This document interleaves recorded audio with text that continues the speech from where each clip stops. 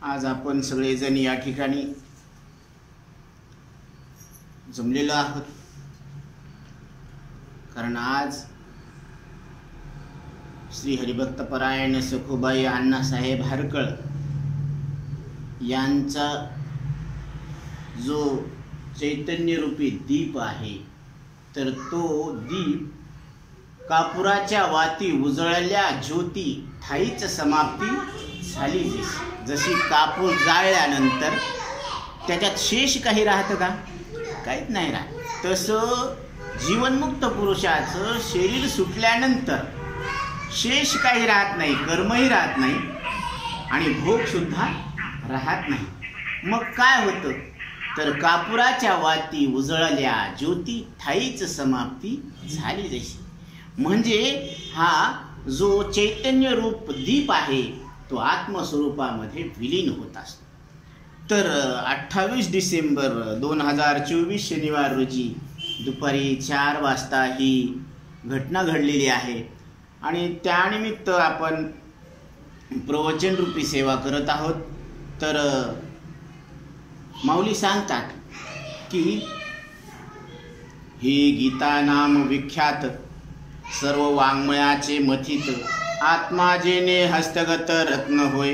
हे जे गीता आहे श्रीमद भगवत गीता, तर ही गीता म्हणजे काय आहे? हे विख्यात आहे म्हणजे प्रसिद्ध आहे। कशासाठी? तर सगळ्या वाङ्मयांचं मथून काढलेलं काय आहे? हे मथन आहे। जसं सगळ्यांचा निचोड काढतो ना आपण, तर सगळ्यांचा निचोड काय आहे? तर आत्मा जेने हस्तगत रत्न होय। आत्मा हे एक रत्न आहे आणि ते आपल्या हातात घेण्याचं हे काय आहे? मथलेलं आहे। मंथोनी नवनीता तैसे घे अनंता। अनंता शब्दानं बोधन केलेलं आहे। म्हणजे ऐकणारा पुरुष स्त्री नसून, जातीचा नसून, कुळाचा नसून तो कोण आहे? अनंत आहे। आणि त्यानं स्वतःला 3.5 हाताचा देह समजून अंतवान समजलेला आहे। मग कसं मेळ लागन साधू संतांच्या म्हणण्याचं आणि आपल्या समजण्याचं? कारण ते आत्मस्वरूपावरून सांगायला लागले आणि आपण देहदृष्टीनं ऐकायला लागलो। पण आत्याचं तसं नव्हतं। आता ज्या ज्या वेळेस आम्हाला भेटल्या बोलल्या, तर त्याच्यातलेच काही क्षण ती जी चर्चा झालेली आहे ती आम्ही तुमच्यासमोर मांडण्याचा प्रयत्न करणार आहे। बाकी काही नाही बरं का। कारण आत्यानं जे सांगितलेलं आहे ते खरंच तुमच्या आमच्या नितांत जीवनाला मार्गदर्शन ठरणारा आहे, असा बोध आहे तो, आणि तो आपण घ्यायला पाहिजे। कारण इथं माऊली सुद्धा सांगतात आणि आत्यानं सांगितलेला बोधही आपण पाहणार आहोत। प्रत्येकानं लक्षपूर्वक ऐका, फार महत्वाचा बोध आहे। मज ही शरण रेघीजी। आता माऊलीचं आधी 2 ओळीचं थोडंसं चिंतन करू। आणि जीवित्वेची अशी जी माऊली सांगतात की तू मला शरण आला म्हणजे आपण देवाला शरण गेलो, मग आणि आपण जीवरूपानंच राहिलो। धीग बोली यानल जे प्रज्ञा लेकीवी। म्हणजे तुला असं बोलताना लाज का नाही वाटली की तू माझ्याकडे आला आणि तुझा जीवपणा तसाच राहिला? म्हणजे याचा अर्थ काय की जीव देवाकडे गेल्यानंतर, म्हणजे आपण देवाकडे गेल्यानंतर आपण जीवरूपानं राहूच नाही। जीवपणा राहिला तर आश्चर्य, तर ते देव नाही, ते शास्त्र नाही, तो गुरु नाही, ती संगती नाही, ते कर्म नाही। ज्या कर्मातून, ज्या संगतीतून, ज्या साधूकडून, ज्या देवाकडून, ज्या संताकडून, ज्या शास्त्रातून तुम्हाला न मरणारे परमात्मा असा स्पष्ट बोध होत नाही, असं छाती ठोकपणे सांगतात। म्हणून गुरुजी बापूराव महाराज परतूरकर नेहमी सांगत असतात की सत्संगती, सद्गुरु, सत्शास्त्र कशाला म्हणावं? ज्या संगतीतून, ज्या शास्त्रातून, ज्या गुरुकडून आपण सत्य परमात्मा आहोत अशी आपल्याला आपली स्पष्ट ओळख होत असते। ती सत्संगती, ते सत्शास्त्र, ते सद्गुरु, तेच सत्कर्म, येण्याची सत्कर्मे, अशेष ही अज्ञान विरमे। म्हणजे कारणासहित दुःखाची निवृत्ती आणि परमानंदाची प्राप्ती हे ज्याच्यामुळे होती ते सत्कर्म आहे। म्हणून मामी विश्वेश्वरू भेटे, मी विश्वाचा मालक तुला भेटलो. पुढं, आणि जीवग्रंथी न सुटे, आणि तुझ्या ठिकाणी असलेला जीवग्रंथीचा भेद न सुटला तर हे बोल नको ओखटे कानी लाव. म्हणजे याच्या मागचा दृढ निश्चय, ही गॅरंटी आहे, गॅरंटेड मामला आहे की कोणीही ज्याला अक्षर फुटत नाही. म्हणून आज तुम्ही पाहता, मी माझं बालपण गेलं पाहतो, महाराजांच्या संगतीत जे जे साधक आले ते कोणी दगड फोडणारे असो, कोणाला शिक्षण असो, कोणाला नसो, कोणाला असो, पण प्रत्येकाला मी न मरणारा परमात्मा आहे हे स्पष्ट झालेलं आहे. त्याला शास्त्रीय भाषा नका का येईन, त्याला वेद नका का येईन, पण त्याला मराठीमध्ये लक्षात आलेलं आहे की मला मरण नाही. आणि ते तुम्हाला आम्हाला सुद्धा समजावून सांगू शकतात की मला मरण कसं नाही. मग अजून वेदांत काय असतो हो, याच्या पलीकडे जाऊन वेदांत काय असतो, हे गॅरंटेड मामला आहे. म्हणून गुरुवर्य बापूराव महाराज परतूरकर सांगत असते की वेदांत केसरी रंगनाथ महाराज परभणीकर म्हणजे सांगायचे की तुम्ही वाघाचे पिल्ले आहेत. कारण वाघाच्या पिल्ल्यासमोर मेंढर टिकत आहेत का? नाही टिकत. कारण वेदांताची सिंहगर्जना आहे, ब्रह्म सत्यम जगन मिथ्या जीवो ब्रह्मैव नापरा. प्रत्येक जीव हा स्वरूपानं परमात्मा आहे आणि त्याला मी परमात्मा आहे असं कळून घेण्याचा संपूर्ण अधिकार स्वतः नारायणानं प्रदान केलेला आहे. आणि जीवो ब्रह्मैव नापरा, जीव ब्रह्मरूप आहे, याच्या पलीकडे काही नाही.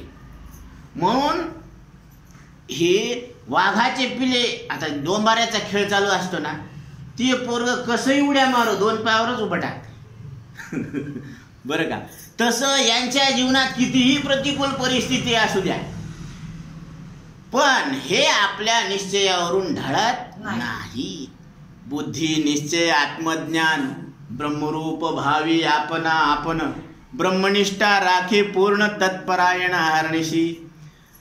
म्हणून हे बुद्धी निश्चय आत्मज्ञान, बुद्धीनं निश्चय करण्याचं काम आहे, अनुभव.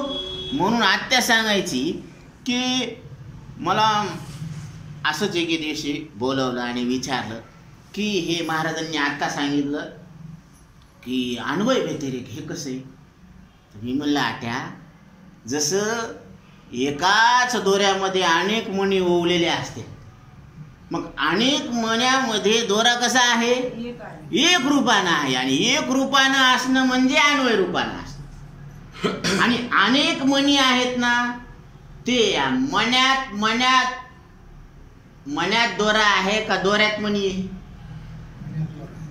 सगळ्या मण्यामध्ये एक दोरा आहे, पण दोऱ्यामध्ये मणी कुठे? म्हणजे अनेक मणी आहे, म्हणजे त्यांचा काय आहे, व्यतिरेक आहे. कुठल्याच मणीमध्ये नाही आणि दोऱ्यात सुद्धा नाही. म्हणून यांचा एकमेकात काय आहे, व्यतिरेक आहे. शिरकाव नाही ना त्याच्यात, आणि दोऱ्यात सुद्धा शिरत नाही ते. तसं सगळ्या मण्यामध्ये दोरा कसा आहे, एक रूपानं आहे, म्हणजे अन्वय रूपानं आहे. तसंच जाणणारे चैतन्य तुम्ही आम्ही सगळ्यामध्ये एक रूपानं ओतप्रोत भरलेले आहे.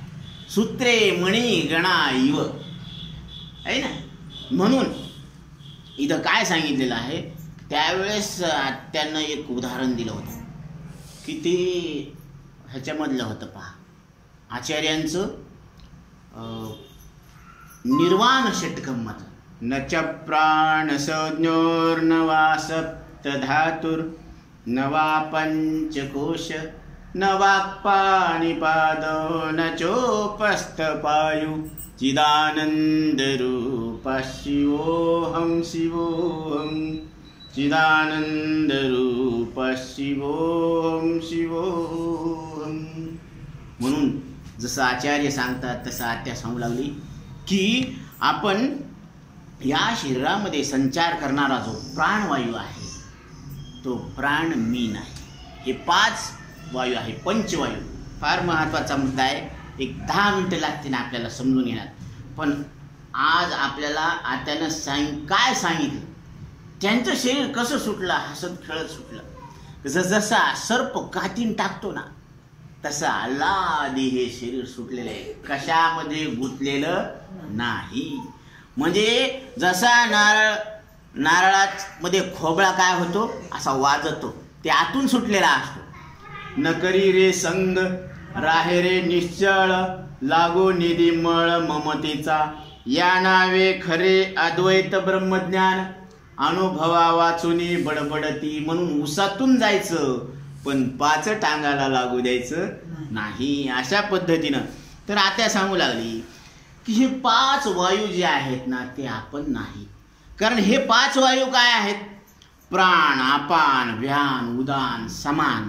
तर हे 5 प्राण आहेत आणि या शरीरामध्ये हे सप्त धातू मिसळलेले. तर हे कोणते आहेत, रक्त, रस, मांस, मेद, शुक्र, अस्थि आणि मज्जा. तर हे सप्त धातू आहेत. आणि हे कोश कोणते आहेत, पंचकोश सांगितलं ना, अन्नमय कोश, प्राणमय कोश, मनोमय कोश, विज्ञानमय कोश, आनंदमय कोश. हे पंचकोश मी नाही असं पहिल्या श्लोकामध्ये आचार्य सांगतात. आणि ते आत्यानं मला पहिल्या श्लोकातलं सांगितलं. मी म्हणलं याचं फार गहन अर्थ आहे, जरा ह्याचं काय करावं, चिंतन करावं. मग आणि चिंतनातून आपल्याला जे आवडलं ते लिखाण करून घ्यायचं. कारण लिखाण करून घ्यायचं आणि परत परत वाचायचं. तत्कथनम तत्चिंतनम तत्परस्परावबोधनम. म्हणजे आपल्याला शाळेमध्ये शिकवण्यात आलं ना, घोकत विद्या आणि खोदत पाणी. जितकं खोदतो तितकं काय निघणार आहे, पाणी निघणार. आणि जितकी घोकन तितकी काय होणार आहे, विद्या येणार आहे. म्हणून अभ्यासा हुनी गहन पार्था मग ज्ञान. आता तुम्हाला सगळ्यांना विषय माहीत आहे, पण माझं बोलणं म्हणजे काय, आता तुम्ही गोड करून घ्यायचं. लेकरूचं बोलणं कसं असते, गोड करून घ्यायचं असतं. कारण लेकरू बोलण्यात चुकत सुद्धा, बरोबर सुद्धा येतं, पण अनुभवाचे शब्द आहेत, तो बोध फार महत्वाचा आहे. म्हणून आता जे सांगितलं ते लक्षपूर्वक ऐका. पंचप्राण, त्यामध्ये प्राण म्हणजे हृदयस्थानामध्ये राहून 21,600 श्वासोच्छवास होतात आणि जातात, त्याला आपण जाणतो. आपण वायू गुदस्थानामध्ये राहतो आणि मलमूत्र विसर्जन करत असतो. उदान नावाचा वायू कंठस्थानामध्ये राहतो, अन्न पाण्याचे विभाजन करून स्वप्न आणि उचकी आणण्याची क्रिया ह्याच्यामध्ये करत असतो. आणि समान नावाचा वायू नाभिस्थानामध्ये राहून ह्या सगळ्या सांध्याची हालचाल माग पुढं करत असतो. तर हे 5 प्राण आहेत. आणि याच्यामध्ये जे यांना कळत नाही आणि यांना मी जाणतो, म्हणून मी याच्याहून कसा आहे, वेगळा आहे. किती सोप्या सोप्या युक्त्या आहेत पहा, फार महत्वाच्या आहेत. आणि त्याच मार्गाने आपल्याला जावं लागणार आहे बरं का. वेद मार्गे मुनी गेलो, त्याची मार्गे चालिलो, नकळेची विषयांना म्हणून उघड बोलिलो. म्हणून या सोप्या युक्त्या आपल्याला आत्यांनी सांगितल्या, महाराजांनी सांगितलं, ते आपण ऐकलं. पण ही चर्चा आहे आणि चर्चेतून आपण एकमेकाला हे आदान प्रदान करायला पाहिजे की मला काय समजलं, काय नाही समजलं. जिथं नाही समजलं ते विचारायचं. तर आता सप्त धातू त्याच्यामध्ये सांगितलेले आहे की रस आहे, रक्त आहे, मांस आहे, मेद म्हणजे फॅट, ही चरबी एक्स्ट्रा जे लटकन आहे ना चरबीचं ते, आणि अस्थि म्हणजे हाडं, मज्जा म्हणजे बोन मॅरो बरं का, आणि शुक्र म्हणजे रिप्रोडक्टिव्ह टिश्यू म्हणजे पेशी आहे ना. तर ह्या सप्त धातूंना कळत नाही, रक्ताला रक्त कळत नाही, हाडाला हाडं कळत नाही, हे आपण जाणतो. म्हणजे आपण त्याच्याहून कसे आहोत, वेगळे आहोत. हे 7 आहेत आणि आपण किती आहोत, 1 आहोत. म्हणून आता हे स्थूल देह आहे आणि या स्थूल देहाला 6 विकार आहेत, त्याला षडविकार म्हटलेला आहे. जायते म्हणजे हे शरीर जन्मतं, मग काय होतं, अस्ति म्हणजे राहतो, मग वृद्ध म्हणजे वाढ, वर्धते म्हणजे ह्याची वाढ होते, मग विपरिणमते ह्याचं विपरीत रूप होतं, तरुण होते, मग वृद्ध होतो, मग काय होतं, अपक्षीयते म्हणजे ह्याचं रूपांतर आता घसरण्यामध्ये वृद्धावस्थेत, आणि मग शेवटी नाश. हे षड विकार आहे. तर ह्या प्रक्रिया बदल शरीरामध्ये आहे, पण जाणणाऱ्यामध्ये आहे का. म्हणून आचार्य सांगतात, घटद्रष्टा घटादिभ्रन्नः नाहम सर्वथा न घटो यथा. घटाला जाणणारा कोण्याच चौकटीतून मापातून घट नाही. तो कधीही केव्हाही कुठंही कसाही घटावून कसा आहे. म्हणून महाराज सांगत असते भाजी मोजणारा भाजीहून मापाहून तराजूहून कधीही केव्हाही कुठंही कसा आहे, वेगळाच आहे. भाजी मोजणारा भाजी आहे का, माप आहे का, तराजू आहे का, नाही का, मोजणार आहे. म्हणजे तो माप तराजू आणि भाजी याच्याहून वेगळा आहे. तसं जग मोजणारा, जग आणि शरीराला मोजणारा, जगाहून शरीराहून इंद्रियाच्या मापाहून मनाच्या तराजूहून कधीही कुठंही केव्हाही काय आहे, वेगळा आहे. आणि शरीराहून वेगळा म्हणजे आकाराहून वेगळा, आणि आकाराहून वेगळा म्हणजे मृत्यूहून वेगळा. म्हणून मी कसा आहे, निराकार. कारण सगळा आकार काळाच्या मुखात गेलेला आहे. अवघाची आकार ग्रासियाला काळे, एकते निराळे हरीचे नाम. म्हणून आपण आकाराला जाणून आकार नाही. बालपणाच्या आकाराला जाणलं त्याच्याहून आपण वेगळे, तारुण्याचा आकार त्याच्याहून वेगळे. म्हणजे आकाराला आकार कळत नाही, आकार आपल्याला कळतो. म्हणजे आपण आकाराहून वेगळे आहोत असं आकारानं ध्यानात घेता येत ना. म्हणून निराकार आहोत. म्हणजे आपल्याला मृत्यू नाही, आणि ज्याला मृत्यू नाही त्याला जन्म नाही. कारण ध्रुवम जन्म मृतस्य च जातस्य हि ध्रुव मृत्यू ध्रुवम जन्म मृतस्य च तस्माद परिहार्यर्थे नत्वम शोचितुमर्हसि. अर्जुना, ज्याचा जन्म झाला त्याचा मृत्यू निश्चित आहे, आणि ज्याचा मृत्यू झाला त्याला परत जन्म निश्चित आहे. पण जे जन्मत नाही ते मरण कसं, आणि जे मरतच नाही ते जन्मन कसं. आलं लक्षात. जे जन्मलंच नाही, म्हणून तुकोबराय सांगतात जन्म नाही रे आणिक तुका म्हणे माझी भाग. तुकोबराय शपथ घेऊन सांगायला लागलेत की तुम्हाला आम्हाला पुढचा जन्म नाही. मग तुकोबराय जे बोलायला लागलेत ते खरं आहे, बरं आहे आणि सोपं आहे. आणि आपल्याला मंडळी सांगायला लागली की तुम्ही आमचे प्राणपती आणि यायचेच प्राण नाही यायच्या हाती, आणि म्हणे हे प्राणपती. बरं आम्ही विचारतो का हो प्राणपती, तुम्ही घेऊन भाता हाती तुम्ही तिचे प्राण चालवित होती का. म्हणे नाही. मग का म्हणून उगीच भाव खाती, काय म्हणून प्राणपती म्हणून.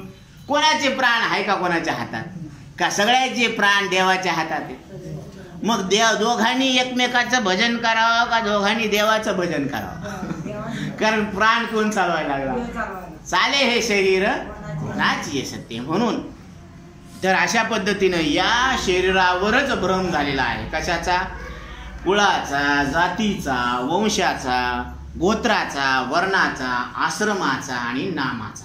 म्हणून माऊली सांगतात उपजलिया पिंडासी नाव नाही तये पासी ठेविलेनी नावेसी ओ देत उठी. 12व्या दिवशी बारस आणि 13व्या दिवशी तीर्स. जे जन्मलं त्याचं काय होणार, 12व्या दिवशी बारस होणार. मग बारस झालं म्हणल्यावर त्याचं नाव ठेवावं लागते. मग नाव ठेवलं का मानलं. बरं आता टोपी डोक्यावर ठेवली, तसं नाव कुठं ठेवलं, असं कपाळावर ठेवलं का गालावर ठेवलं, मानायला लावलं. मानायला लावलं. कोणाला मानायला लावलं, ज्याला कळतं त्याला मानायला लावलं. आणि कोणाचं नाव ठेवलं, जे दिसतं त्याचं ठेवलं. म्हणजे ज्याला कळतं त्याला नाव नाही, आणि ज्याला कळत नाही त्याचं नाव मानायला लावलं. म्हणजे शरीराचं नाव न दिसणाऱ्या जाणणाऱ्या मीला मानायला लावलं. मग त्याला काय वाटतं, मग माझं नाव ठेवलं. मग त्याला वाटतं मी नावाचं आहे. त्याला नाव नसताना नावाचं आहे. आणि सगळी मरमर नाव कमवण्यासाठी. आणि नाव कोणाचं टिकलं बरं टिकवता आलं का. आता समजा आपल्याला विचारलं आपल्या आजोबा पंजोबाचं नाव काय, सांगता येतं का बाबा, नाही सांगता. मग ते नव्हते का, होते. कारण ती नव्हती म्हणल्यावर हे कसं काय आले. त्याचं लग्न झालं नाही का, त्याला लेकरं झालं नाही का. म्हणजे कुलदीपक. पण यायचं नाव काय केलं, मातीत मिसळून टाकलं. नावासाठीच करायला. म्हणून राम कृष्ण नामे हे दोन्ही साजिरे. हे ते देवाचंच नाव काय आहे, खरंय, बरंय, सोपंय. आणि त्याचं नाव घेतल्यानं काय होतं, राम म्हणता रामची निजी. राम म्हटल्याबरोबर राम होत असतं. म्हणून देवाचं नाव, कारण नाम असा मित्र आहे जो स्वतः मरतो आणि तुम्ही न मरणारे असं सांगून जातो. खरा मित्र कोण आहे, नाम. नाम घेता वाया गेला ऐसा कोणी ऐकला, असं कोणीच नाही. ही गॅरंटी आहे, म्हणून गॅरंटेड मामला आहे. म्हणून इथं काय सांगितलेलं आहे, पंचकोश, अन्नमय कोश. आता स्थूल देह म्हणजे काय आहे, याच्यामध्ये सुख दुःखाचा अनुभव भोगण्याचं एक काय आहे ठिकाण. इथं सुख दुःखाचा भोग होतो. म्हणून शरीर कुठलंही असू द्या त्याला भोगायतन म्हटलेले आहे शास्त्रामध्ये, कारण इथं सुख दुःखाचा भोग होत असतो. म्हणून स्थूल शरीर म्हटलेलं आहे. कारण स्थूल कशाला म्हणायचं, जे इंद्रियाद्वारे कळतं त्याला काय म्हणायचं, आणि जे इंद्रिया वाचून कळतं त्याला काय म्हणायचं. हे फार महत्वाचं सूत्र सांगून गेलेले आहेत आपल्याला आता, की प्राणमय. आता प्राणमय कोश म्हणजे काय, तर पंच कर्मेंद्रिय अधिक पंच प्राण. 5 कर्मेंद्रिय आणि 5 प्राण मिळून काय झाला, प्राणमय कोश झाला. आणि पहिला स्थूल देह म्हणजे काय, अन्नमय कोश आहे. त्याच्यामध्ये अन्न घातलं तर हे चलती गाडी. जसं गाडीमध्ये पेट्रोल टाकलं तर गाडी चलती, तसं याच्यामध्ये काय टाकावं लागतं, अन्न टाकावं लागतं. हे अन्नमय कोश आहे. आता हे डासाचं बी अन्न आहे, पण बसू देतो का आपण, ते आपल्याला टोचत असते ते इंजेक्शन, पण आपण त्याला काय करतो, सरकवतो. म्हणून हे जिवंतपणी सुद्धा शरीर अन्नच आहे. कारण आधी शरीरातून प्राण निघून गेल्यावर कोणाला लक्षात येतं माहिती आहे का, मुंग्याला. म्हणून मुंग्या लागत आता आणि उवा निघून जात्यात.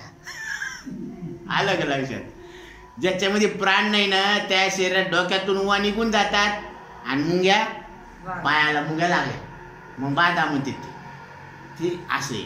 म्हणून हे प्राणमय.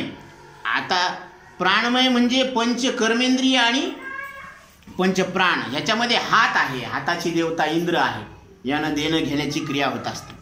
पाय आहे, पायाची देवता वामन आहे, त्यानं येण्या जाण्याची चलण्याची क्रिया होत असते. कर्म इंद्रिय ना, क्रिया व्हायला लागली आहे. यामध्ये उपस्थ आहे, याची देवता प्रजापती आहे, याचं काम रतिभोग आहे.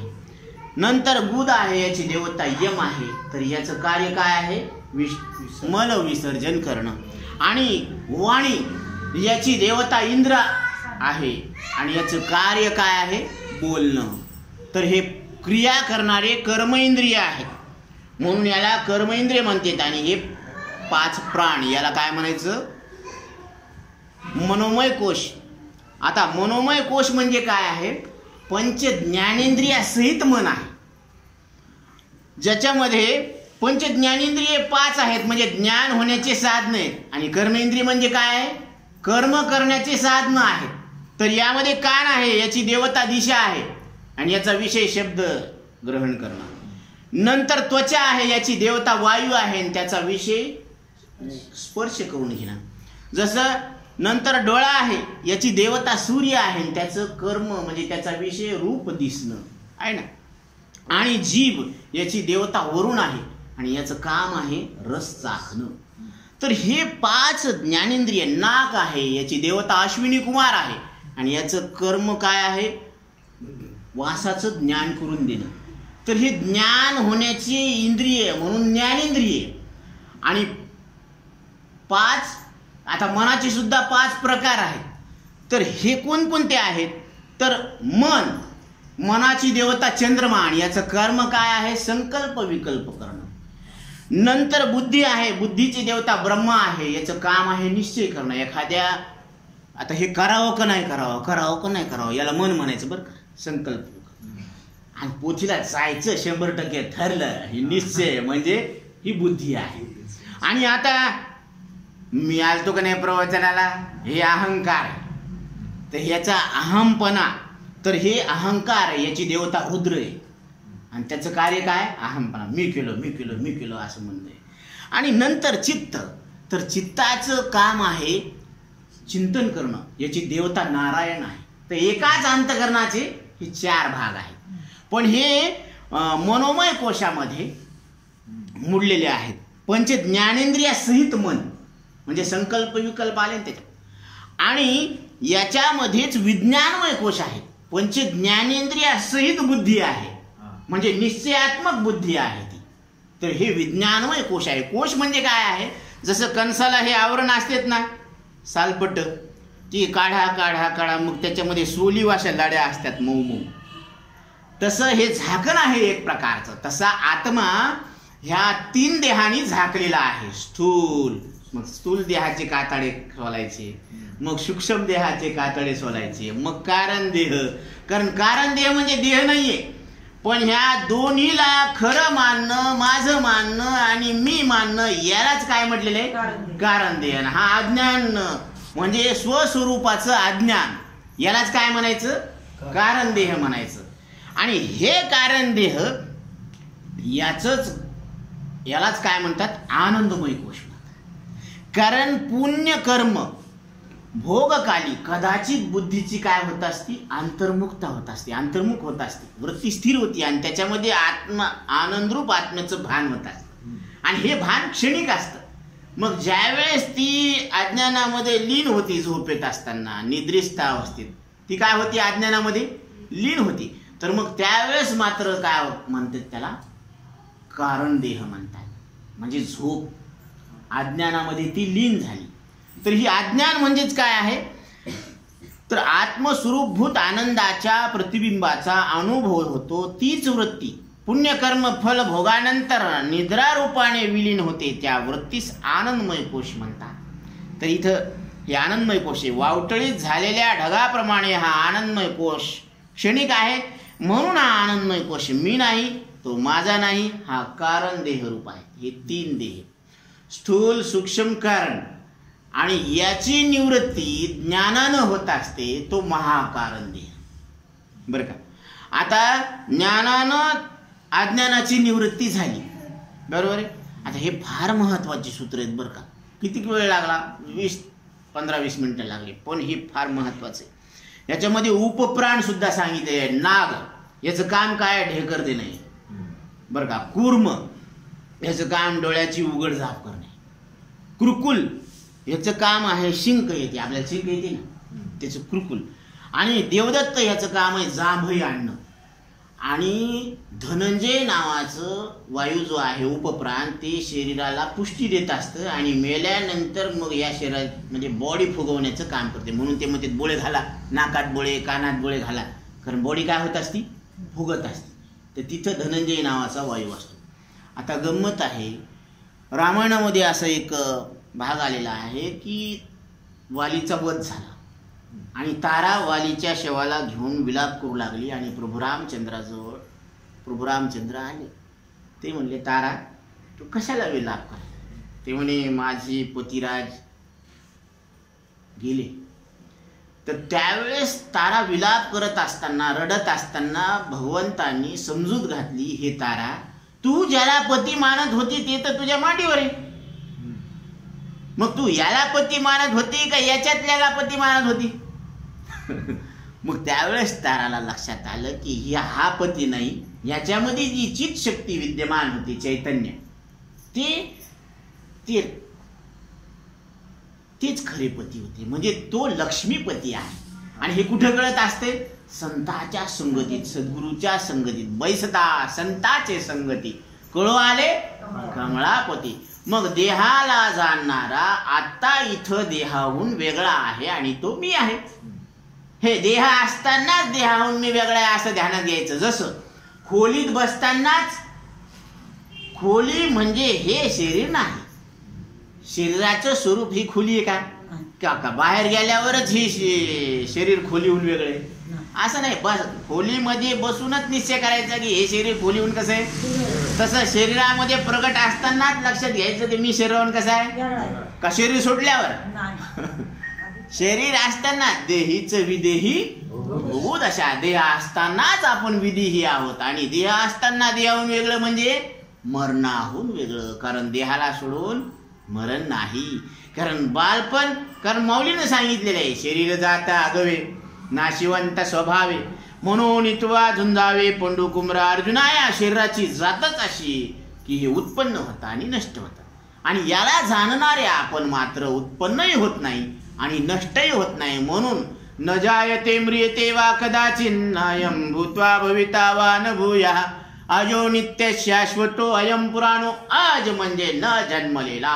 आता इथं कानाद्वारे शब्दाला जाणणारे आपण कसे आहोत? न जन्मलेले परमात्मा आहोत. आणि जे जन्मलेच नाही ते मरल कसं? म्हणून जाणतो म्हणून आपण कसे आहोत? तर जाणतो म्हणून दिव्य आहोत आणि मरत नाहीत म्हणून अमृत स्वरूप आहोत. हे सूत्र आहेत बरं का. महाराजांनी 80 वर्ष तप केलेले आहे आणि त्या तपश्चर्येतून निघालेले हे सूत्र आहे की आज आपल्याला पट पट पट शब्दाचे अर्थ लक्षात येतात. ही कृपा आहे, ही सद्गुरूची कृपा आहे आपल्या. म्हणून सद्गुरू कृपा आपल्यावर झाली हे कशाहून लक्षात घ्यावा? जो शोधील आपुलाशी, गुरु कृपा कळे त्याशी, जो शोधील आपुलाशी. ज्यानं मी कोण आहे याचा विचार केला त्याच्यावर सद्गुरूची कृपा झाली. मग तुम्ही मी शरीर श्वास इंद्रिय अंतकरणाहून वेगळा आहे, एक आहे, जाणणारा आहे, न बदलणारा आहे, न दिसणारा आहे असं कळालं ना, मग आपल्यावर सद्गुरूची कृपा झाली. आहे मी हा कोण करावा विचार म्हणे ज्ञानेश्वर निवृत्तीचा. हे मनुष्य देहाचं लक्ष एम आहे की आपण या सगळ्या तांड्याहून वेगळे आहोत. आणि सगळ्या तांड्याहून वेगळे आहोत म्हणजे खूप सूत्र महत्वाचे सांगितले. आपण एक आहोत हे शरीर अनेक. आपण जाणणारे आहोत हे न जाणणारे, आपण न बदलणारे आहोत हे बदलणारे, आपण न मरणारे हे मरणारे. मग मरणारं खरं असतं का? मग खऱ्यामुळं आपल्याला दुःख का खोट्यामुळं आपल्याला दुःख? खोट्यामुळं काय दुःख बरं? इथं चित्र काढलं रावणाचं ते आपल्याला मारण का? खोटं समजल्यावर खोटं काय करण आणि खरं समजल्यावर खऱ्यामुळं काय भीती आहे? तुका म्हणे तूची खरा येरवाव गा. मग खऱ्याला खऱ्यामुळं भीती नाही आणि खऱ्याला खोट्यामुळं भीती नाही. मग भीती राहिली का गेली? गेली ना. दिले अक्षय अभय दान गा, केले उपकार सांगू मी काय. बाप न करी ऐसी माय धर्मे त्यांच्या देखिले पाय. दिले अक्षय अभय दान गा. तुम्ही अक्षय आणि अक्षय परमात्मा आहेत म्हणजे याच्यामध्ये अभयत्व आहे. म्हणून हे गॅरंटेड आहे बरं का. इथं काही याच्यामध्ये संशय घेण्यासारखं संशयाहुनी थोर आणिक नाही. पाप घोर विनाशाची वाघूर प्राणीयास. हे निश्चित आहे. आता डिग्री घेऊन सुद्धा नोकरी लागन का नाही लागन? गॅरंटी नाही. पण आपण सद्गुरूकडे आलो तर आपण न मरणारे परमात्मा आहोत हे लक्षात येणार. हे गॅरंटेड आहे. म्हणून आधीच ओळी घेतली. म्हणून आता हे झालं. आपण एक अर्धा तास चिंतन केलं बरं का. तुमचा जास्त वेळ काही घेतला नाही पण आत्यानं जो सांगितलेला बोध आहे तो तुमच्या समोर मांडला. आता तुम्ही एक ध्यानात घ्या की क्षणभर ब्रह्मविचाराचं फल काय आहे. हे आत्यानं सांगितलेलं सूत्र आहे बरं का. आणि हे शास्त्रामध्ये सुद्धा आहे, तुम्ही पाहू शकता. तर त्यांनी काय सांगितलेलं आहे की स्नानम तेन समस्त तीर्थ सलिले दत्तापि सर्वान् वनिर्य ज्ञानं च कृतं सहस्रमखिला देवाश्च संप्रजितः संसाराच्च समुद्धर्ता रूपीरस्त्रैलोक्व पूजोप्यसो यस्य ब्रह्मचारिणे क्षणमपि स्थैर्य मन प्राप्नुयात. हा श्लोक आहे. याचा अर्थ तुम्हाला सांगतो की ब्रह्मविचाराच्या ठिकाणी ज्या पुरुषाचे मन क्षणभर का होईना स्थिर झालं, मी ब्रह्म आहे असं तुम्ही क्षणभर का होईना आत्मस्वरूपात स्थिर झाले, याचा फायदा काय? कारण फायदा पाहिल्याशिवाय आपली त्या कर्मामध्ये प्रवृत्ती होत. तर ते फायदा पहा की तो पुरुष गंगादी सर्व तीर्थाच्या जलात स्नान केलेला आहे असं समजावं. सगळ्या गंगाच्या तीर्थामध्ये कोण पवित्र आहे? गंगा पवित्र आहे. तर त्या सगळ्या तीर्थामध्ये त्यानं काय केलं? स्नान केलं. आणि इतकेच नव्हे तर त्याने सर्व पृथ्वीचे दान केले. तुम्ही दान करताना अन्नदान रक्तदान मतदान, पैसे घेऊन का होईना पण मतदान चला. तर ते रक्तदान करतान, अन्नदान करतान, पण सगळ्या पृथ्वीचं दान करू शकता का तुम्ही? हे घडेल का आपल्याच्यानं? शक्य आहे का? नाही. प्लॉट द्यायला जमत नाही हो. पण सगळ्या पृथ्वीचं दान, एक क्षणभर मी ब्रह्म आहे असं जर विचार केलं तर याचं सगळी पृथ्वी दान केली असं त्याचा अर्थ. आणि इतकंच नाही, त्यानं हजारो यज्ञ केले. इथं एक यज्ञ करू शकत नाही आपण. कलियुगामध्ये यजन याजन तपे व्रते विकल्पे नागविती शुद्ध पुण्या. नाथ महाराज सांगतात कलियुगामध्ये एकही शुद्ध कर्म होऊ शकत नाही. कारण देवीला शुद्ध तूप लागतं आणि आज शुद्ध तूप भेटणं, कारण आर्य समाजाने सिद्ध केलेले की शुद्ध तूप नाही, त्याच्यामध्ये चरबी भेसळ आहे. मग काय शुद्ध आहे? काही शुद्ध नाहीये. म्हणून कुठलंही कर्म पूर्णत्वाला जात नाही. अल्प भाव अल्पमती, आणि ते नाही आपल्या हाती. म्हणून कुठलंही कर्म इथं पूर्णत्वाला जात नाही, फक्त नामस्मरणाशिवाय, बरं का. कारण त्या देवतेची विधी पूजा, त्याचा नैवेद्य हे सगळं माहीत पाहिजे ना. आवड निवड कोणाला बी कसं बी नाही जमत. खंडोबाला वांग्याचं भरीत लागतं, बरोबर आहे ना. आणि मग भांडारा येळकोट जय मल्हार. म्हणून प्रत्येकाची आवड निवड वेगळी. त्या पद्धतीनं केलं तर ते फलद्रूप होत आहे, नाही तर मग नाही होत. पण इथं काय आहे, त्यानं हजारो यज्ञ केलेत असं समजा. आणि जितक्या म्हणून देवता आहेत तितक्या सर्वांची पूजा केली. आता पहा बरोबर, पृथ्वीवर किती देवता येतात, तिथपर्यंत जाणं होतं का? किती पीठ येतं? शक्तीपीठ 52 शक्तीपीठ, तितके पीठ जाऊन येणं होतं. 12 ज्योतिर्लिंग जाऊन येणं होतं. पण बसल्या बसल्या सगळ्या पृथ्वीवरच्या देवतांची पूजा त्यानं केली. एक क्षणभर मी ब्रह्म आहे याचं फळ, बरं का. आणि इतकंच नाही तर त्यानं आपल्या सर्व पितरांचा संसारापासून उद्धार केला. आपले जे काही पूर्वज आहेत ना, आपण काय करतो? पूर्वजांचे पितर घालतो, बरोबर आहे ना. मग जीव जीवाला पितरात मिळवते आणि सद्गुरू जीवाला परमात्म्यात मिळवते. मग पितरात मिळवल्यावर परत जन्म मरण आहे, आणि परमात्म्यात मिळवल्यावर त्याला जन्म मरणच नाही. मग पितरात मिळवावं का परमात्म्यात मिळवावं? परमात्म्यात मिळवावं बापा, बरोबर आहे ना. म्हणून आज माऊलीची पुण्यतिथी आहे. पुण्यतिथी याचा अर्थ ज्या तिथीला ते शरीर सुटलं ती तिथी पावन झाली असा त्याचा अर्थ आहे. म्हणून जे मुक्ता ते निर्धारिता लाभे आपलीच मुक्तता, त्यांनी जी चर्चा केली त्या चर्चेतून, त्या बोधातून आपली मुक्तता आपल्याला लक्षात येते. हा महत्वाचा मुद्दा आहे. हे म्हणजे आग्रहानं सांगण्याचं का, कारण बाकी बरंच काही सांगता आलं असतं, पण त्यानं जो सांगितलेला बोध, त्या बोधामध्ये आपली मुक्तता आपल्याला लक्षात येते. ह्या सगळ्या देहाहून आपण विलक्षण कसे आहोत हे लक्षात येतं. म्हणून हे इतकंच नाही तर त्यानं सगळ्या पितरांचा संसारापासून उद्धार केला.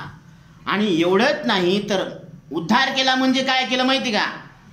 त्यांनी पितरांचा संसारापासून उद्धार केला म्हणजे त्यांना उत्तम गती प्राप्त करून दिली. आता कोणती उत्तम गती? मी न मरणारा परमात्मा आहे असं कळणं म्हणजे त्यांना सुद्धा काय होतो? मोक्ष प्राप्त होतो. म्हणजे परत शरीराला येणं नाही. आणि स्वतःलाही त्रैलोक्यात पूज्य करून ठेवले. स्वतःला सुद्धा तिन्ही लोकांमध्ये काय करून ठेवले? त्यानं पूज्य करून ठेवलं असे समजावे. मग ब्रह्मविचार विलक्षण पुण्याचा हेतू आहे असे सिद्धांत मुक्तावलीत आप्तपुरुषाचं वाक्य आहे. सिद्धांत मुक्तावली नावाचा ग्रंथ, त्याच्यामध्ये आप्तपुरुष म्हणजे संत हे आप्त असतात, आपलं हित का सांगणारे असतात, आणि त्यांच्या मुखातलं हे काय आहे? वाक्य आहे. म्हणून साधू समागम फार महत्वाचं आहे. संगती कोणाची करायला पाहिजे? आपण साधू. म्हणून त्यांनी सांगितलं ना, जन्म मरण केम टळेशे भाई. ते म्हणले आम्हाला माहित नाही. साधून समागम करिये जय. आले श्रोत्रिय ब्रह्मनिष्ठ आणि दयाळू सद्गुरूकडं. तिथं विचारलं गुरुदेव जन्म मरण केम टळेशे महारे. त्यावेळेस सद्गुरू सांगतात हूँ कोण छू विचार करे तेव्हा रे. तू कोण आहे याचा विचार कर, मग तुझ्या लक्षात येईल की हे देहाच्या माथ्यावर आहे. म्हणून जन्म मरण देहने कहे. जन्मन आणि मरण हा देहाचा स्वभाव आहे. क्षुधा पिपाशा प्राण, भूक लागणं तहान लागणं हा प्राणाचा धर्म आहे. शोक मोह मनोनो धर्म, सुख आणि दुःख हे अंतकरणाचे धर्म आहेत. पोते ब्रह्मप्रमाण बाळ शिष्या, तू परब्रह्म आहे असा तुझ्या बुद्धीमध्ये काय कर, निश्चित कर. असा अनमोल ठेवा, अनमोल बोध आपल्याला दिलेला आहे.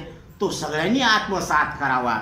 आणि शेवटी एक साधू समागमाचं महत्व लक्षात घेण्यासाठी 1-2 मिनिटाचा दृष्टांत. गंगा पापम शशीतापम दैन्यं कल्पतरुस्तथा पापं तापं च दैन्यं च हरेत साधु समागमा. हरेत साधु समागमा. हरेत साधु समागमा.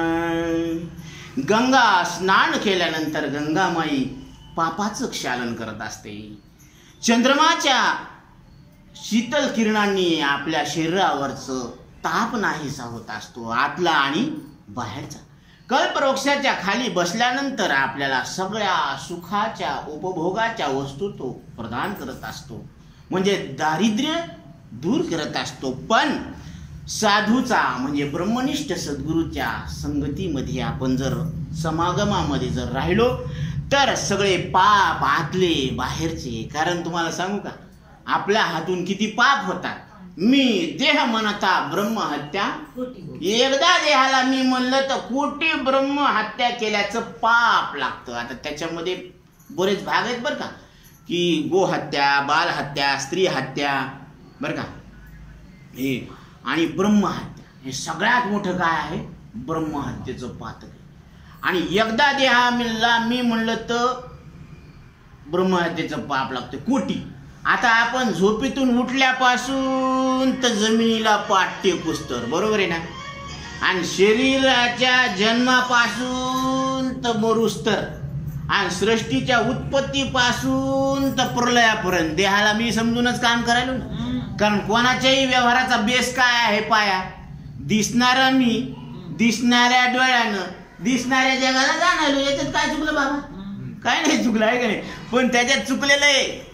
किती अंशात चुकलं, दिसणारा मी दिसणाऱ्या डोळ्यानं एवढ्या अंशात चुकलं. दिसणाऱ्या जगाला जाणायलो हे बरोबर आहे, पण दिसणारा मी कुठे, अदृश्य दर्शने संताची, तू अदृश्य परमात्मा आहे असं सद्गुरू लक्षात आणून देतात. तर हे पाप, हे आतले बाहेरले सगळे पाप, ताप व दैन्य या तिघांचाही नाश करतात. म्हणून गंगा, चंद्रमा आणि कल्पवृक्ष या तिघापेक्षाही सत्संग श्रेष्ठ आहे. म्हणून जीव लावून जीवन आशेपर्यंत आपण काय करायला पाहिजे, सत्संग करायला पाहिजे, संतांच्या संगतीत राहायला पाहिजे. आणि सत्संग करणं म्हणजे काय आहे माहिती काय, संत चरण रज लागता सहज वासनेचे बीज जळून जाय. महत्व सांगत असताना सांगितलं, त्यांच्या पायाखालची धूळ जरी आपल्या माथ्याला लावली तरी वासनेचं बीज जळून जातं. आणि ही वासनाच 184 जन्म मृत्यूला कारणीभूत आहे बरं का. म्हणून बीज भाजूने केली लाही, आम्हा जन्म मरण नाही. हे सूक्ष्म देह 16व्या तत्वाचा आहे. शेवटी काय सांगितलं त्यानं की ह्या घड्याळीमध्ये 17 ज्वेल्स असतील. हे वरचा ढाचा म्हणजे स्थूल देह, ते मांसमय आहे, हाडामासाचा गठ्ठा आहे. सूक्ष्म देह वासनाचा गठ्ठा आहे बरं का. कारण देह अज्ञानाचा गठ्ठा. आणि ह्या स्थूलाला म्हणजे हाडामासाच्या गठ्ठ्याला, वासनेच्या गठ्ठ्याला जाणणारा मी पठ्ठ्या आहे. पण हे दोन्ही शरीर मी नाही. आणि ह्याला खरं समजणं, मी समजणं, माझं समजणं हे अज्ञानामुळं होऊ लागलं. ते कारण देह, आणि ते कशामुळं टिकले, अविचारामुळं, आणि त्याची निवृत्ती विचारानं झाली. म्हणून काय सांगितलेलं आहे, विचारा वाचुनी न पविजे समाधान. आत्यानं हा सगळा विचार केला. या विचाराला काय नाव आहे माहिती का? आचार्य सांगतात, आत्मानात्मा विवेक ज्ञानम ज्ञानम भवती निर्मलः. जगाच्या पाठीवर या ज्ञानापेक्षा पवित्र ज्ञान, श्रेष्ठ ज्ञान कुठलंच नाही. म्हणून श्रीमद भगवद्गीता सांगते, नही ज्ञानेन सदृशम पवित्रमेव विद्यते. या ज्ञानासारखं पवित्र जगाच्या पाठीवर काही नाही. म्हणून सगळीकडे जाऊन हिंडून या, पण ह्याची परीक्षा कधी, महत्व कधी लक्षात येतं माहिती आहे? ज्यावेळेस आपण प्रवासाला निघतो तिथं वेगवेगळ्या प्रकारचे मतं ऐकायला भेटते, त्यावेळेस लक्षात येतं की हे जे सूत्र आहे ना हे खरे. आणि हेच सूत्र आपल्याला प्रतिकूल परिस्थितीला मात करण्यासाठी शक्ती म्हणून मागं राहतात बरं का. हे अनुभवाचे बोलत, हे काही निस्ता फेक नाहीये, फेक न्यूज नाही, हे वास्तव आहे. रास्त आहे का जास्त आहे? रास्त आहे, जास्त नाही. म्हणून हे वास्तव प्रत्यक्ष आहे. म्हणून कल्पिताचं काय करायचं, कल्पिताची निवृत्ती करायची. कारण सजातीय प्रत्ययाचा स्वीकार आणि विजातीय प्रत्ययाचा तिरस्कार. म्हणून ज्याचं मन सरळ आहे त्याला लवकर आत्मज्ञान होत असते. म्हणून मन चंगा तो कटोत में गंगा, आहे की नाही? सरल अंतकरण वृत्ती में ही बोध होय है, हिंदी विचारसागरात सांगितले. साधू निश्चलदासजी सांगतात, सरळ अंतकरण पाहिजे. कसं सरळ? म्हणजे त्यामध्ये लवकर आत्मज्ञान कळत असतं. कारण मनामध्ये कल्पना भरलेल्या आहेत. कुणी धरल्या? आपणच धरल्या. देहाला मी समजायची कल्पना, जातीची कल्पना, नावाची कल्पना. जसं आता आपण म्हणतो हे घर आहे, मग हे घर आहे का दगड मातीवर घराची कल्पना आहे? दगड मातीवर घराची कल्पना आहे. हे शरीर आहे का हाडामासावर शरीराची केलेली कल्पना आहे? हाडामासावर केलेली शरीराची कल्पना आहे. कापसावर आडवे उभे दोरे दोऱ्यावर केलेली वस्त्राची कल्पना आहे. मग सासरचं धोतर आहे का माहेरची साडी? हे सासरचं धोतर नाही, माहेरची साडी नाही. आमच्या जनाबाई सांगतात, एकची तंतू नाना पटू, साड्या आणि लुगडे जगामध्ये ब्रह्म दिसे उघडे. एकची माती नाना भिंती, रांजण आणि सुगडे जगामध्ये ब्रह्म दिसे उघडे. तर हे सगळीकडे काय आहे? ब्रह्म आहे. कल्पना सोडा. एका जनार्दनी कल्पची मुराला, तोची हरी झाला ब्रह्मरूप. कल्पना सोडली की आपण ब्रह्म आहे, आणि कल्पना धरली की मग ते जीवपणाला परत आला. पण इथं गॅरंटी कशी दिलेली आहे त्या ओळीमध्ये सांगितलेलं आहे पहा. मज ही शरण रिघिजे आणि जीवित्वेची आशीजे, दिग्बोली यान लजे प्रज्ञा लवी. की मला शरण आल्यानंतर जीव रूपानंच राहायला लागला, तर अशा बोलण्याला तुला लाज वाटत नाही अर्जुना? इतका गॅरंटेड मामला आहे की देवाला शरण गेल्यानंतर जीवाच्या ठिकाणी जीवपणा राहतच नाही. ही गॅरंटी. दुसरी गॅरंटी, मामी विश्वेश्वरू भेटे. ह्या विश्वाचा मालक तो परमात्मा भेटला आपल्याला, विठ्ठल परमात्मा भेटला. आणि जीवग्रंथी न सुटे. आणि जीवग्रंथीचा भेद सुटला नाही. कारण इथं काय प्रमाण दिलेलं आहे की भिद्यते हृदय ग्रंथी छिद्यंते सर्व संशय क्षीयंते चाष्य कर्माणी तस्मिन द्रष्टे परावरे. सद्गुरूच्या मुखातून तत्वम असी, ते ब्रह्म तू आहे असा बोध झाल्या बरोबर मी या देहाहून, श्वासाहून, इंद्रियाहून, मनाहून वेगळा आहे असं आपलं वेगळं पण लक्षात येत असतं. एक एक ग्रंथीभेद तुटत असतो. मग हे जर ग्रंथीभेद तुटत नसलं, म्हणजे तुटला नाही, हे बोल नको वखटे कानी लावू, असं वक्त बोलणं कानी लावू नको, आणि असं वक्त बोलणं घेऊन येऊ बी नको इकडं. क्या बात आहे. काय गॅरंटी आहे? अजून काय बोलावं हो असं आत्या बोलायची. 2-3 वेळेस आमची भेट झाली इथं. आत्यानं असा विषय सांगितला, तो तसाच हृदयात ठेवला. पण म्हणलं अजून आपल्यातून, कारण आपल्या झोळ्या फाटक्या येतात, इकडून आपण ऐकतो तर परत विसरून जातो, म्हणून लिहून ठेवलं. म्हणून ही युक्ती लिहून आणण्याचं कारण काय होतं? तुमच्या समोर जशाला तसं आत्याचं मनोगत प्रगट करणं, एवढाच हेतू आहे. म्हणून अशा पद्धतीनं जे मुक्ता ते निर्धारिता, लाभे आपलीच मुक्तता, जैसे दीपे दिसे पाहता निज वस्तू. अशा पद्धतीनं आपल्याला या बोधावर आरूढ असताना हा देह सुटलेला आहे. ही काय आहे त्यांची? ही एक सोहळा आहे. म्हणून हा देह कसा सुटावा, एक कंडिशन माहीत देवाकडे अर्जी केलेली. श्री गंगाजी का तट हो, श्री गंगाजीचं काय असावं, किनारा असावा. मेरा सावला निकट हो, माझा श्रीकृष्ण परमात्मा माझ्या जवळ असावा. है ना. ओठो पे कुछ हसी हो, ओठावर थोडीशी हलकी हलकी मुस्कान असावी. जब प्राण तन से छूटे, ज्यावेळेस या शरीरातून प्राण निघून जातील त्यावेळेस अशी कंडिशन असावी. एक भक्त की है अर्जी, एका भक्ताची ही काय आहे, विनंती विषयक पत्र सादर करण्यात येते की आगे तुम्हारी मर्जी, जब प्राण तन से छूटे, ज्यावेळेस या शरीरातून प्राण निघून जायची वेळ असेल, ही माझी अर्जी आहे आणि पुढे तुमची मर्जी. कारण तेरा तुझको अर्पण क्या लागे मेरा, कारण हे देवा हे तू दिलेलं आहे, तू दिलं त्याच्यात हे काम करून घ्यायचं होतं. कोणतं? मी कोण आहे, सत्कर्म करण्यासाठी घेतली ना महाजनवाडी. सत्कर्म करायचं ज्याची त्याला, म्हणून कबीरदासांनी घेतली, वापरली, काम केलं, ज्याची त्याला देऊन टाकली. दास कबीरने ऐसी ओढी, ज्यों की त्यों धर दीनी चदरिया झीनी रे. ध्रुव प्रहलाद सुदामाने ओढी, शुकदेवने निर्मल कीनी. दास कबीरने ऐसी ओढी, दास कबीरने ऐसी ओढी, ज्यों की त्यों धर दीनी चदरिया झीनी रे झीनी, झीनी झीनी झीनी झीनी रे झीनी. दास कबीरांनी जशी घेतली तशीच वापस केली, आणि आपण जशी घेतली तशी वापस करायला लागलो का कब्जाच करून बसलो. क्या बात आहे, अतिक्रमण हटाव. ती मोहीम मग कशी होती, चालू होती. मग ते दूध पाठवते यमराज, मग ती म्हणजे माय मला तर 2 शिंगावाले माणसं दिसायले, हा ते कब्जा केल्याचं लक्ष नाही, ते हटवायला आले आता अतिक्रमण. कारण हे देहाला मी म्हणणं म्हणजे दुसऱ्याच्या वस्तूला आपली समजणं म्हणजे आता ही घोंगडी वापरायची नाही का, जाताना घरीच घेऊन जायची. ते बोलवते का हा, ते नको, ते महाराज घेऊनच जाते.